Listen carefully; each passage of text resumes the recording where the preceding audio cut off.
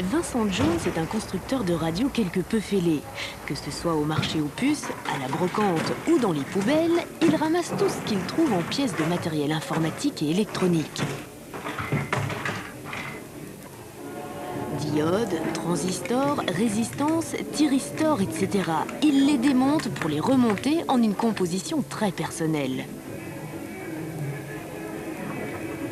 Vincent a été commandant dans l'armée américaine et lors de ses missions, il n'a pas mal volé. C'est peut-être de là que lui viennent toutes ses idées. Lorsque vous survolez le Japon et que vous regardez en bas, à 2000 mètres d'altitude, ceci ressemble à des buildings, des gratte-ciel, des petits immeubles, des rues, des gens, des voitures, des bus. C'est comme si c'était une petite ville toute neuve. D'origine belge, Vincent Jones immigra aux États-Unis pendant la guerre, puis il poursuivit des études d'ingénieur au Japon. C'est là, au royaume des ordinateurs, qu'il a appris l'art de la récupération et de la réutilisation des composants électroniques.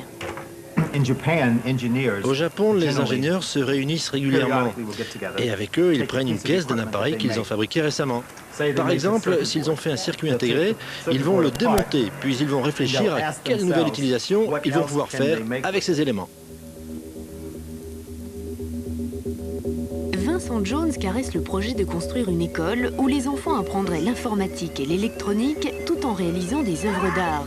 Un peu comme si les cours étaient donnés par Andy Warhol et Bill Gates.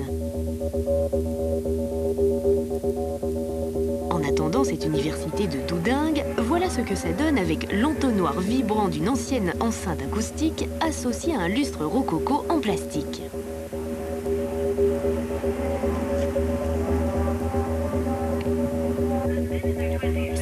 On ajoute de l'éclairage, un plateau de tourne-disque et une lampe à huile deviennent ce qu'on pourrait appeler une radio en relief ou un décor sonore.